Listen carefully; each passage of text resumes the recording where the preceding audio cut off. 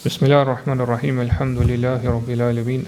Wassalatu wassalamu ala nabiyyina Muhammad wa ala alihi wa sahbihi wa sallam. Amma ba'd. Prej duave të pejgamberëve që Allahu subhanahu wa taala I përmend Kur'an, janë edhe duat apo lutjet e Ibrahimit alejhis-selam. Dhe lutjet e Ibrahimit alejhis-selam që përmenden në Kur'an janë të shumta, kështu që edhe ne do t'i marrim pjesë, edhe do t'i shpjegojmë si dhe do t'i përmendim disa prej dobive dhe urtësive që përfitohen prej këtyre lutjeve. Për lutjeve të para që Allah subhanahu wa taala përmend në Kur'an është edhe lutja që Ibrahimi alayhisalam e ka bë për Mekën, që me bë vend sigurt. Me bë Mekën vend sigurt. Allah subhanahu wa taala në surën Bakara në ajetin 126 thotë: "Wa idh qala Ibrahimu rabbi ij'al hadha baladan aminan warzuq ahlihi min ath-thamarati man amana minhum billahi wal yawmil akhir." Dhe kujtoje kur Ibrahimi u lutë dhe tha: "O Zoti im, bëre këtë vend qytet të sigurt dhe furnizoj banorët e tij me prodhime të shumta, ata cilët e besojnë Allahun dhe ditën e fundit." Kurse në surën Ibrahim, Allah subhanahu wa taala tregon pasaj edhe një pjesë tjetër të duave që Ibrahimi alayhis salam ka bën gjatë në këtë rast kur u lut për Mekën. Thot: "Wa idh qala Ibrahimu rabbi ij'al hadha al-balada aminan." Fa kujtoje kur Ibrahimi tha: "O Zoti im, bëre këtë qytet të sigurt. Waj'alni wa baniya an na'budu al-asnam." Dhe më mbroj mua dhe pasardhësit e mi nga adhurimi I idhujve. "Rabbi innahunna adlalna kathiran min an-nas." Thot: "O Zoti im, ata pra idhujt I kanë shmang nga vërteta një pjesë të madhe të njerëzve. Faman tabi'ani fa innahu minni." Kushdo që më pason mua, ai është prej meje, pra pe fesë mie, pe fesë time. "Wa man 'asani fa innaka ghafurur rahim." Ndërsa kushdo që nuk më bindet mua dhe më kundërshton mua, atëherë me të vërtetë ndaj tij je falës dhe mëshirëplot. Pastaj thot: "Rabbana inni askantu min dhurriyyati biwadin ghayri dhi zar'in 'inda baytika al-muharram." Thot: "O Zoti ynë, unë e vendosa një pjesë të pasardhësve të mi në luginën në të cilën nuk mbillet asgjë." Pra është luginë e shkretë. "Tek shtëpia e jote e shenjtë. Rabbana li yuqimu s-salah." Pra I vendosa ata, o Zoti ynë, që ata ta falin namazin. Pa ta adhurojnë Allahun dhe ta falin namazin. "Faj'al af'idatan min an-nasi tahwi ilayhim."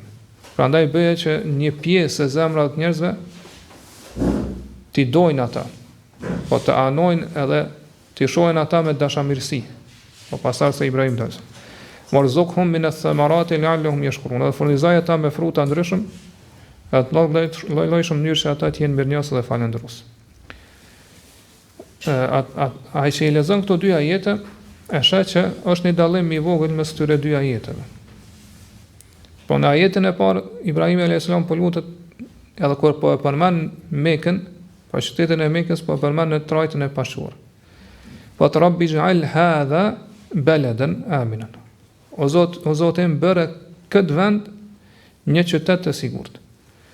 Ndërsa në ajetin e dytë po e përmend në trajtën e shuar, po të Rabbi ij'al hadha al-balada aminan. O Zoti im, bëre këtë qytet të sigurt. Dietarët kur e tregojnë dallimin mes këtyre dy lutjeve, thonë se Ibrahimi alayhis salam e ka bërë këtë dua dy herë. Një herë është lutur në këtë mënyrë para se më ndërtu Qabën. Prandaj këto ka qenë e përshtatshme që më përmend në trajtën e pashuar. Kurse herën e dytë e ka bërë këtë lutje pasi që e ka themelu, pra e ka ndërtu Qabën edhe ka themelu qytetin e Mekës, edhe pra janë vendosur aty banorët e Mekës. Prandaj pra ka qenë e përshtatshme që këto të përmendet në trajtën e shuar. Për këtë arsye, te duaja e dytë, Allah subhanahu wa taala në fund e tregon se Ibrahimi gjithashtu është lut, ka thonë: "Elhamdulillahi alladhi wahaba li 'ala al-kibri Ismaila wa Ishaq, inna rabbi lasami'u du'a."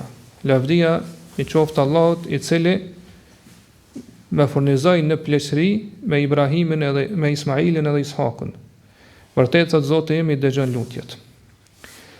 Sidoqoftë në këto dy lutje Ibrahimi alayhis salam po lutet që Allahu me bë qabën një qytet të sigurt.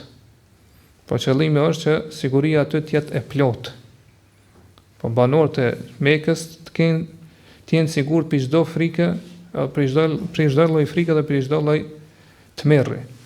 Edhe po thot, edhe furnizoi banorët e Mekës ose qytetit Mekës me prodhime apo me fruta. Pra Ibrahimi ka bërë këtë lutje për arsye se çish e bën për ajetet më lart, Mekka është një vend i shkret, domethënë një lugin ku nuk jo mbjell aty, do thot ndrisrat apo pemë të ndryshme, frutat e kështu me radhë. Edhe s'ka pas shumë ujë, nuk ka pas shumë ujë. Pra Ibrahim a.s. po lutet për Mekën dhe banorët e saj që Allah më i dhon siguri dhe më i dhon mirëqenie. Pra në jetë mirë edhe të begatshme. Megjithë që çështë tham aty ka pas, do thot sasi pak të ujit apo të pemëve, të drithrave, të mjellorave edhe të frutave. Gjithashtu Ibrahim a.s. po e lut Allahun që me bëhet do thot një vend që është i shenjtë, i ndaluar, po edhe që të ketë një siguri të plotë. Dhe Allahu subhanahu wa taala ju ka përgjigj kësaj lutje të Ibrahimit a.s. Po ja ka dhënë atë gjë që e ka kërkuar prej Allahut. Hasan al-Basri Allahu më thot: "Hadha du'aun da'a bihi Ibrahim, fastajaba lahu du'aahu, faj'alahu baladan amina." Thot kjo është një lutje që prej lutjeve që Ibrahimi ja ka drejtuar Allahu subhanahu wa taala dhe Allahu ju ka përgjigj me një herë lutjes tij. Prandaj e ka bë Mekën si qytet të sigurt. Dhe Allahu subhanahu wa taala këtë mirësi dhe këtë dhunti, këtë begati ja u përmend banorëve të Mekës. Po që atyre ju ka dhënë siguri për dallim prej vendeve rreth Mekës, të cilat nuk ka pas siguri dhe ka pas lufta, betejë kështu me radhë. Po në surën Qasas në ajetin 57 thot Allahu: "Awalam numakkin lahum haraman aminan yujba ilayhi thamaratu kulli shay'in rizqan min ladunna walakinna aktharuhum la ya'lamun." Ata nuk po e shohin ata se si ne ju kemi vendosur atyre ose ja kemi dhënë atyre një haram, pra një vend shenjt i cili është i sigurt, dhe tek i cili sillen fruta për çdo lloji, fruta të lloj-llojshme, si rrezik edhe furnizim prej neve. Mirë po thot shumica atyre këtë nuk e din. Po ashtu në surën Ankebut në ajetin 67 thot: "Awalam yaraw anna ja'alna haraman aminan wa yatakhattafu an-nasu min hawlihim afa bil batili yu'minuna wa bi ni'mati Allahi yakfurun." Ata nuk po shohin ata se si ne ju kemi dhënë atyre një vend të shenjtë edhe të sigurt, kurse njerëz të rreth tyre vazhdimisht rrëmbehen, pa vritën, rrëmbehen e kështu me radhë. Thot si ka mundësi që ata t'i besojnë të kotës, kurse në dhuntit e Allahu subhanahu wa taala edhe nimetet e tij t'i mohojnë. Prandaj në surën Bakara Allah subhanahu wa taala thot: "Wa idh ja'alna al-bayta mathabatan lin-nasi wa amnan." Dhe kujtoje kur ne Qabën e bëm vend grumbullim të njerëzve dhe siguri për njerëz. Pra vend ku njerëz ndihen sigurt. Prandaj në surën Ali Imran Allahu thot: "Wa man dakhalahu kana amina." Dhe kushdo që hyn atë është i sigurt. Dhe dietarët e kanë sqaruar, Allahu më shërof se Allahu subhanahu wa taala Mekën e ka bërë vend shenjtë edhe nga aspekti fetar, edhe nga aspekti i kaderit.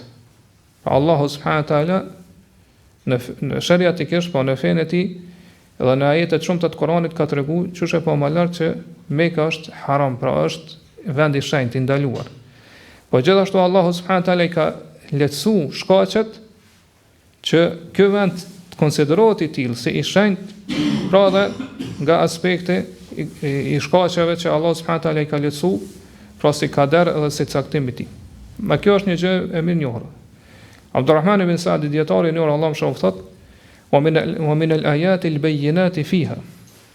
Për ajeteve, provave të qarta që janë në Mekë, pra te Qabja, nga se Allah subhanahu wa taala këto përmend në Kur'an, thot fihi ayatun bayyinat. Te Qabja ka ajete të qarta. Thot për këtyre provave, për këtyre dëshmive, po që ai është vërtet vend që Allah subhanahu wa taala ka dalluar prej vendeve tjera, thot anna man dakhalahu kana aminan shar'an wa qadaran. Pikëtyre prova është se kushdo që hyn në Mekë është i sigurt. Edhe nga aspekti fetar edhe nga aspekti i caktimit të Allahut subhanahu wa taala. Fashar'u qad amara Allahu wa rasuluhu Ibrahim thumma rasuluhu Muhammad alayhim as-salatu was-salam bihtiramihi wa ta'mini man dakhalahu wa an la yuhaj. Thot sa i përket anës fetare, atëherë Allah subhanahu wa taala ka urdhëruar, po gjithashtu edhe i dërguari i Ibrahimit alayhis salam, po edhe i dërguari i fundit Muhamedi sallallahu alaihi wasallam, të gjithë kanë urdhëruar që me respektu dhe me madhru Qabën. Edhe me siguru çdo kon që hen aty, pra çdo kush që hen aty mundi i sigurt.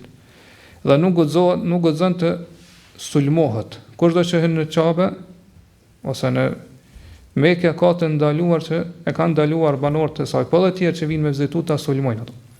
Hatta inna at-tahrima fi dhalika shamila suyudaha wa ashjaraha wa nabataha. Madje thot kjo shenjtri i ka përfshi edhe kafshë që gjuhën për gjuhëti, apo pemët që mbijnë aty, bimë të ndryshme kështu më radhë. Pra dhe ato është ndalume që të preken ose të cënohen. Pemët, bimët, kafshët që janë në Qabë është ndaluar pra që të preken, apo që të gjuhën për gjuhëti kështu më radhë. Wa amma ta'minuha qadaran fali anna Allah ta'ala bi qada'ihi wa qadarihi wada'a fi an-nufusi hatta nufusi al-mushrikin bihi al-kafirin bi rabbihim ihtiramahum. Dërsa sa i përket thot fakti që Allah subhanahu wa taala ka bë Mekën si qytet sigurt nga ana e paracaktimit i është se Allah subhanahu wa taala pra e ka bë kader, e ka bë qada, pra ka caktuar edhe ka vendosur edhe në shpirtat e mushrikëve i dhujtarëve, cilët e mohojnë Zotin e tyre Allahun subhanahu wa taala dhe i bojnë shirk, edhe në shpirtat e tyre ka bë që me respektu Qabën, edhe me nderu Qabën. Hatta inna al-wahida minhum ma'a shiddati hamiyatihim wa na'ratihim wa 'adami ihtimalihim lidh-dhaymi yajidu ahaduhum qatila bihi fi al-harami fala yahijuhu. Sa që thot ka pas prej tyre, po i dhujtarëve, që me gjithë faktin që ka qenë njerëz që kanë pas pra zëlltari edhe kanë qenë njerëz emocional, pra në zemrën e tyre, edhe nuk kanë mujt me përballu padrejtësinë, pra se kanë pranu padrejtësinë. Mirë po, me gjitha thot edhe nëse e ka po vrasësin e babës tina në haram, pra në Qabë, për shkak të respektit që e ka pas për Qabën, edhe për qytetin e Mekës, nuk është hakmarrë ndaj tij, pra nuk e ka vrasësin e babës tij, nuk e ka sulmu. Wa min ja'alihi haraman anna kulla man aradahu bisu'in fala budda an yu'aqibahu 'uqubatan 'ajilatan kama fa'ala bi ashabil fili wa ghayrihim. Për fakteve tjera që tregojnë se Allah subhanahu wa taala ka bë Mekën vend të shenjtë, ose Allah subhanahu wa taala ka caktuar që kushdo i cili dëshiron, po ka për qëllim me bë diçka të keqe në Mekë, thot Allah subhanahu wa taala do ta dënojë ato me një dënim të përshpejtuar, po në jetën e kësaj bote. Ashtu siç ka vepruar me pranarët apo ushtrinë e elefantit edhe me tjertë që transmetohet në histori. Po për fakteve që tregojnë se vërtet shenjtria e Mekës është e madhe, edhe është po ka rrezik të madh kushdo që provon me shkel edhe me cënu këtë shenjtri, është kjo që po përmend po ky dietar edhe Allah subhanahu wa taala për këto ka dhënë shenjë në surën Hajj, në ajetin 25 thot innal ladhina kafaru wa yasudduna an sabilillahi wal masjidil harami alladhi ja'alnahu lin-nasi sawa'an al-'akifu fihi wal bad. Wa man yurid fihi bil hadin bi dhulmin nuzikhu min 'adhabin alim. Thot vërtet ata që janë mohues, që kanë mohuar, edhe që i pengojnë njerëz për rrugës të Allahut. I ndalojnë edhe i pengojnë njerëz për rrugës së Allahut. Dhe i pengojnë njerëz prej i xhamisë së shenjtë, të cilën thotë kemi bërë të barabartë njëjtë, sikur për ata që janë vendas, sikur për ata që vinë me vizitu. Dhe çdo kush i cili dëshiron, pra ka për qëllim që në Mekë me vepru me shkel, po me cenu shenjtrinë e saj edhe me bani padrejtësi, thot ne të gjithë këta do t'i bëjmë që ta shijojnë një dënim të dhëmshëm. Ibn Abbas radhiyallahu anhu kur e shpjegon edhe komenton këtë ajet thot huwa an tastahilla min al-harami ma harrama Allahu alayka min lisanin aw qatl. Thot kjo është kur ti e bën të lejuar në diçka që është haram edhe që Allah subhanahu wa taala ta ka bërë të ndaluar me veprën Mekë, qoftë fjalë apo vepër. Fa tadhlim man lam yadhlimuk. Sa më bë padrejtësi atij i cili nuk bën padrejtësi. Wa taqtul man la yaqtuluk. Thot edhe me yaqtuluk, thot me luftu atij i cili nuk të lufton.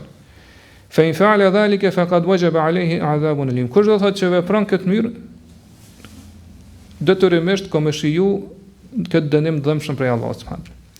Kusa Abdullah ibn Mas'ud thot: "Law ana rajulan hamma fihi bi sayyi'atin wa huwa bi'adni abyan la adhaqahu Allahu 'adaban aliman." Thot nëse një njeri dëshiron me bani të keq në Mekë, qoftë edhe nëse është në Aden, Aden është qytet në Yemen. Edhe nëse është në Aden, mirë po në mendjen e tij ka që kur shkon në Mekë me bë diçka të keqe, me bani krim ose do thot me shkel shentrinë e saj, thot Allah, edhe nëse është atje në Aden, ka me bëj që ai me shiju këtë dënimin e dhëmshëm. Dhe Ibn Kathiri Allahu mëshiroft kur flan këtë kuptim, thot, pra e thera që vijnë pe selefët janë shumëta. Mirë po Ibn Kathiri përmbledh thot: "Wa hadha min khususiyati al-haram." Kjo është një gjë, një karakteristikë e Qabës, pra ose Mekës, vendit shenjtë. "Annahu yu'aqabu al-badi fihi sharra in kana 'aziman 'alayhi." Wa in lam yuqi'hu. Thot për këtyre veçorive të haremit është se do të dënohet çdo kush i cili në veten e tij e fsheh sherrën apo të keqen që dëshiron me bën Mekë. Pra ka për qëllim për synim edhe mshef ato në veten e tij. Pra këto Allah subhanahu taala do të dënoj edhe nëse nuk e vepron.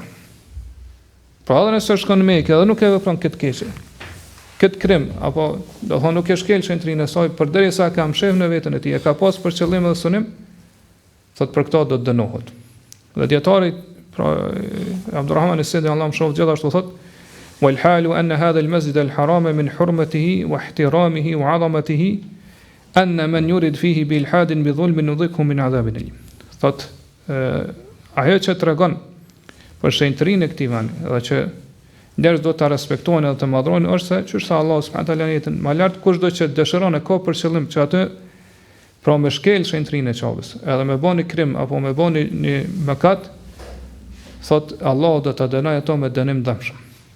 Pastaj e sqaron thot fa mujarradu iradati adh-dhulmi wal ilhadi fi al-harami mujibun lil adhabi. Wa in kana ghayruhu la yu'aqabu al-'abdu 'alayhi illa bi'amali adh-dhulm. Thot vetëm nëse njeriu e dëshiron padrejtsinë, po vetëm nëse ka për qëllim me bani gjuna, një padrejtësi, një mëkat në Mekë, pra në vendin e shenjtë Mekës, thot kjo e sjell pashmangshëm dënimin e Allahut. Ka se Allah subhanahu taala këto ka premtuar në jetën që lexuam më lart. Thot kurse në vende të tjera përveç Mekës, thot Allah subhanahu taala nuk e dënon njeriu përderisa nuk e vepron mëkatin. A në Mekë kjo dallon.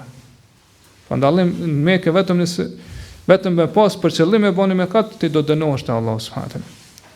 Fa kayfa bi man ata fihi a'zama adh-dhulmi min al-kufri wash-shirki wa saddi 'an sabilihi wa man'i min man yuriduhu bi ziyarah.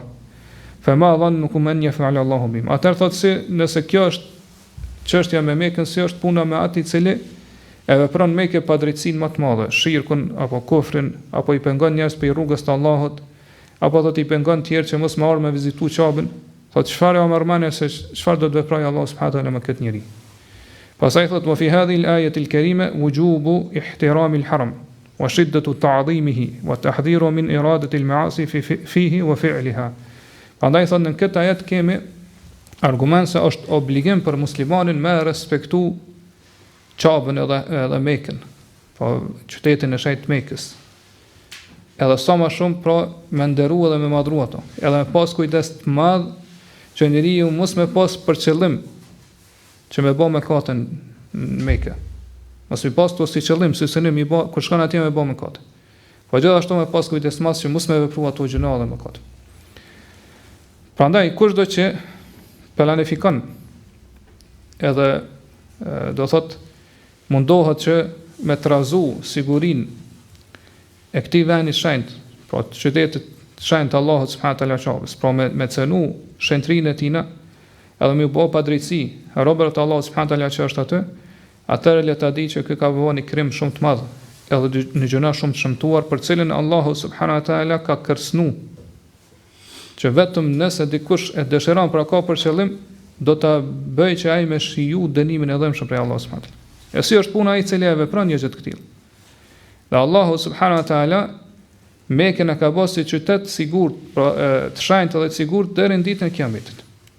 ashtu siç Allahu subhanahu taala e ka bërë që edhe gjaku i muslimanëve, po jeta e tyre dhe pasuria e tyre, edhe nderi i tyre është pra i paprekshëm, i pacenueshëm dhe në këtë kuptimin shenjtë deri në ditën e Kiametit.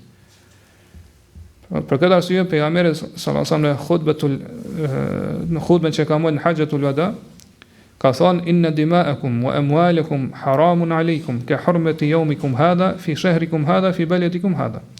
Thotë vërtet gjaku juaj, pra jeta juaj, pasuria juaj janë haram që të cënonin mes jush. Pra me cënu e keni haram ndaluar me cënu dhe me prek jetën apo pasurinë e njëri tjetrit. Ashtu siç thotë është e shenjtë kjo ditë në këtë muaj të shenjtë dhe në këtë vend të shenjtë. Prandaj, do thotë ne lutem Allahun subhanahu taala që më rujt këto dy vende, pra dy haremet që janë pra Mekë dhe Medinë, edhe këto vende të muslimanëve, me rujt sigurinë e tyre, edhe imanin dhe islamin që është aty, edhe me largu për këtyre vendeve, pra fitnet edhe sherrët edhe të këqijat, edhe kushdo që dëshiron pra që me prek sigurinë e tyre, Allah subhanahu taala qëllimet e këqija tyre dhe synimet e tyre i ktheft kundër tyre, edhe bëf që Allah subhanahu taala mi demasua ata në mesin e njerëzve, edhe muslimanët mi shpëtu për sherrët tyre. Kjo ishte lutja e parë që cilën do thot e lexojmë prej lutjeve që i ka bërë Ibrahimit në Kur'an. Për lutjeve tjera është disa lutje që Ibrahim i ka bërë me rastin kur i ka ftu edhe i ka thirr popullin e tij që me realizu tauhidin e Allahut, për njohshmërinë e Allahut subhanahu taala. Dhe që gjithë fenë dhe adhurimet më ia kushtu sinqerisht Allahut, edhe mu distancu prej gjërave të kota të cilat adhurohen krahas Allahut subhanahu taala, cilat nuk zotrojnë, nuk posedojnë as për veten e tyre do me dobi, e mos flasin për tjerët. Prandaj kjo lutje përmend në surën Shuara, ose këto lutje përmend në surën Shuara, ku Allah subhanahu taala thot, po tregon për fjalët e Ibrahimit, thot qala afara'aytum ma kuntum ta'budun. Ibrahimi u tha atyre, a nuk po ndalni pak me mendu për ato gjëra të cilat jo i keni adhuruar edhe vazhdoni me adhuru. Antum wa aba'ukum al-aqdamun, jo dhe baballarët e juaj të lashtë. Fa innahum aduwwun li illa rabbil alamin. Gjithë ata janë armiqtë mi, përveç Zotit të botëve. Alladhi khalaqani fa huwa yahdini, cili më ka krijuar mua dhe ai më udhëzon. Walladhi huwa yut'imuni wa yasqini, dhe i cili më jep ushqim edhe më jep me pi. Wa idha maridtu fa huwa yashfin, dhe kur smuam ai është i cili më shëron. Walladhi yumituni thumma yuhyin, ai është i cili më bën të vdes dhe pastaj do të më ringjall. Walladhi atma'u an yaghfira li khati'ati yawm ad-din, dhe të cili shpresoj shumë që të më fal mëkatet e mia në ditën e gjykimit. Pastaj lutet, thot Rabbi habli hukman walhiqni bis salihin. O Zoti im, më jep mua dituri të madhe edhe më radhët më të mirët. Waj'al li lisana sidqin fil akhirin, edhe më bëje që të më lavdrojnë mua, po të folim fjalë të mira dhe lavdata të mira për mua në breznitë e ardhshme. Rabbi, pastaj thot waj'alni min warathati jannatin na'im, edhe më bëj pi trashëgimtarët të xhenetit begatshëm. Waghfir li abi innahu kana min ad-dallin, edhe falja babait tim, nga se vërtet ai është pi të humbërve. Wala tukhzini yawma yub'athun, edhe mos më turpron në ditën kur do të ringjallen njerëzit. Yawma la yanfa'u malun illa wala banun illa man ata Allah bi qalbin salim. Ditën kur nuk bën dobi as pasuria as fëmijë, përveç atij i cili shkon te Allahu me zemër të shëndosh, me zemër të pastër.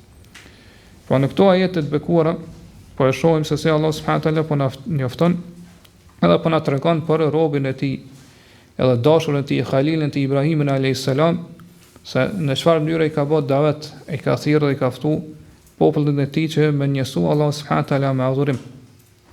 Po që me adhuru Allah subhanahu taala vetën edhe mos mi shoqëru asgjë në adhurim.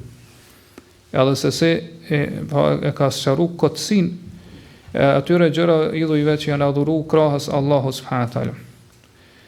Dhe këto, pra Allah po na tregon se si Ibrahimi alayhis salam është shfaqsuar dhe është distancu për gjitha atyre që ata populli i tij kanë adhuru përveç të adhuruarit vërtet, e që është Allahu subhanahu taala Zoti i botëve.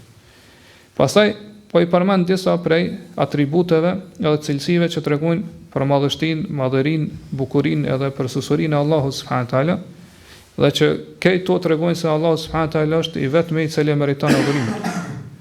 Po kjo është qëllimi pse Ibrahim alayhis salam i ka përmend këtu.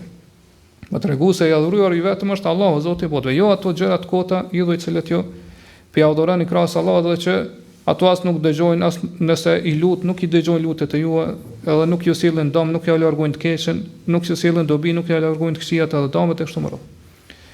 Pas kësaj na Allah subhanahu taala po na tregon, po pasi që Ibrahimi po e përshkruan edhe po e cilëson Allah subhanahu taala me këto atribute dhe cilësitë madhështisë dhe do thotë që tregojnë për madhrinë e Allahut, po na tregon se me çfarë është lut Ibrahim alayhis salam, cilat kanë qenë kërkesat e tij. Spari po e shohim që është e ka lutur Allahu subhanahu taala që më dhon dituri. Po këto çështë që po vërtet janë lutje të bekuara, lutje madhështore, edhe që përfshin synime dhe qëllime për objektiva shumë të lartë, që i përfshin pra dobit e njeriu në këtë botë dhe në botën tjetër. Po thotë Rabbi habli hukman. O Zoti më jep mua hukm. Po qëllimi është që tham dije të mëdha, për meselave unë arri mi dallu edhe mi ditë, mi njoh dispozitat edhe ligjet e tua, me ditë çka është halal, çka është haram, çka është e lejuar, çka është e ndaluar, po gjithashtu përmes kësaj dije me arrit me gjyku mes njerëzve, me drejtësi. Okej, kjo e përfshin fjalë hukm që ka kërkuar Ibrahim alayhis salam pe Allahut. Pastaj thotë mu'alhiqni bis salihin, me bashkangjet ose me radhët me të mirët. Po me radhët me të mirët në këtë botë dhe në botën tjetër. Po gjithashtu me radhët edhe me bashkangjet me ata sa i përket pra të mirët që kanë qenë para meje, do thonë prej pejgamberëve të dërguarve, me radhët në pozitën edhe do thotë në shkallën e gradën cilën e kanë pas ata.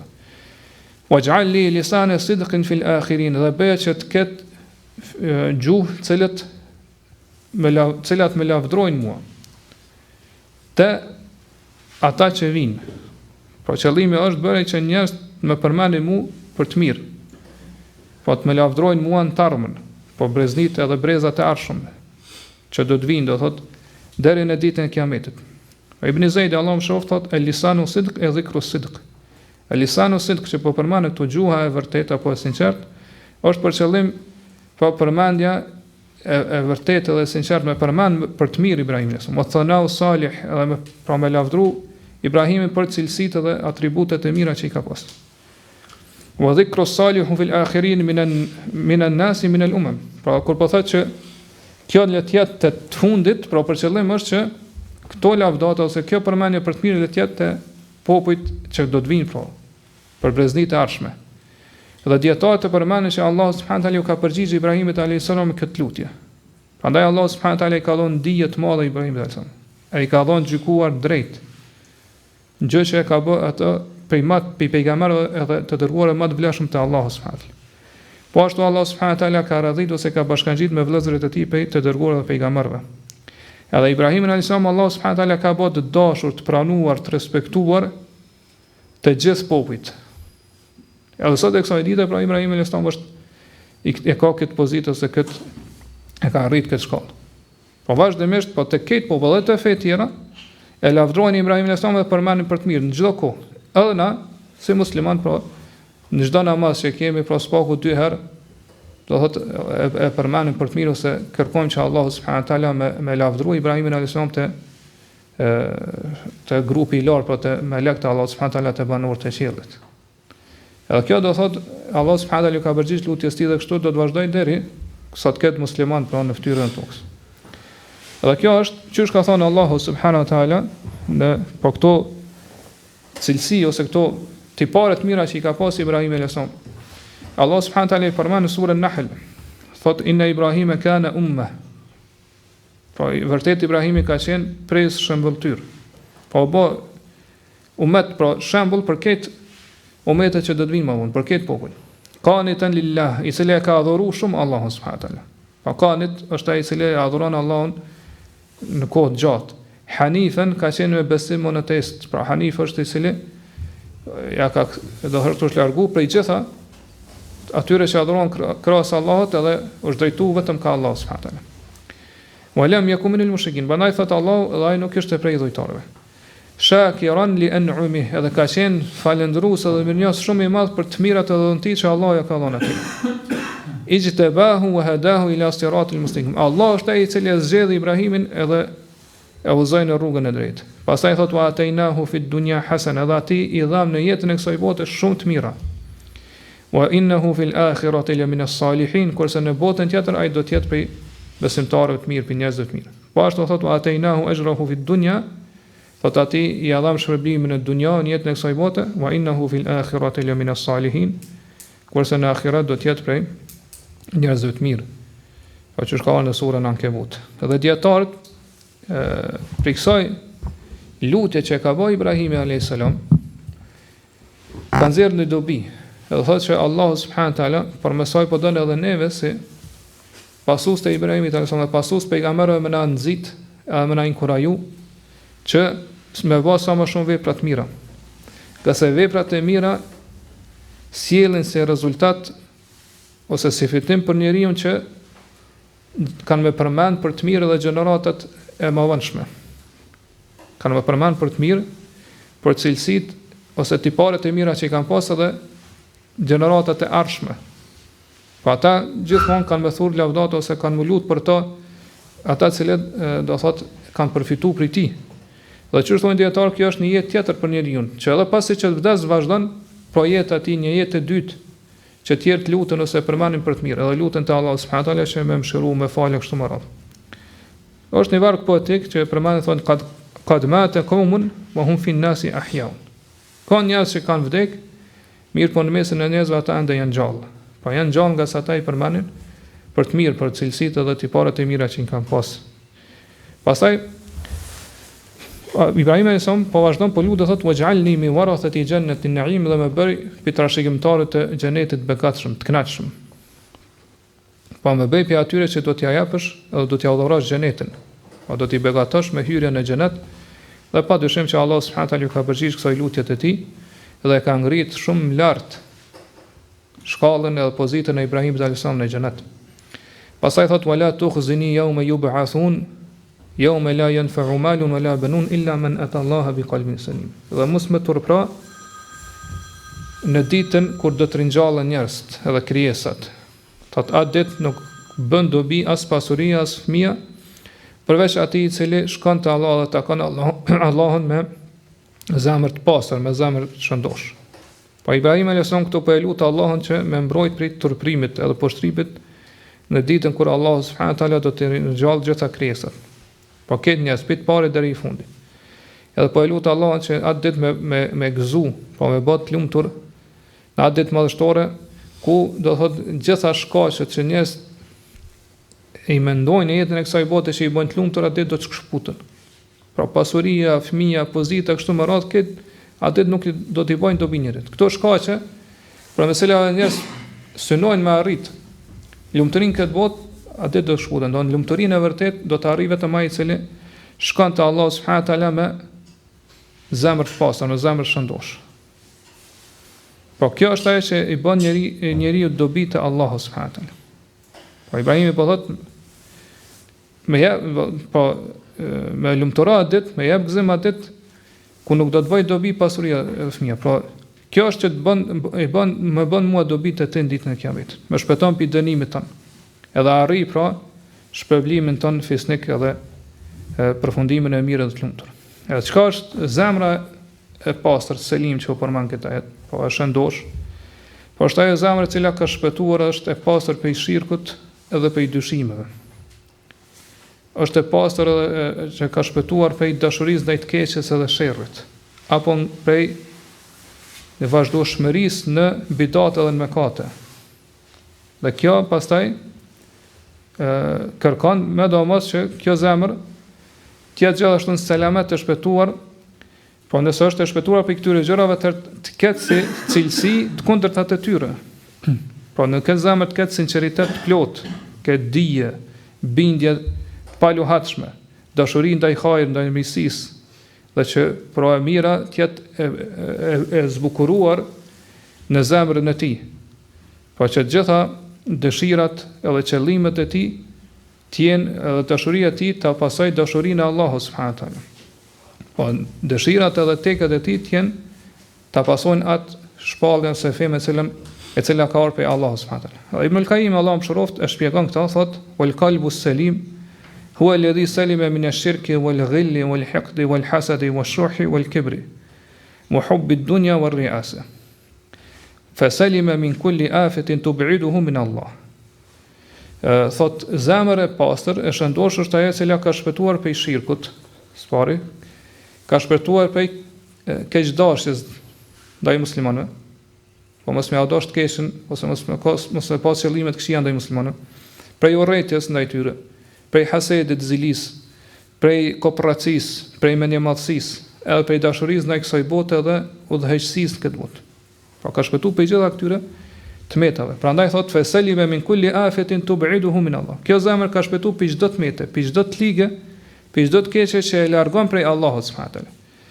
Wa salima min kulli shubhatin tu'aridu khabaruhu. Edhe ka shpëtuar prej çdo dyshimi i cili e kundërshton lajmin ose lajmet të cilat kanë ardhur prej Allahut subhanahu wa taala. Po nuk ka dyshim në ato lajme.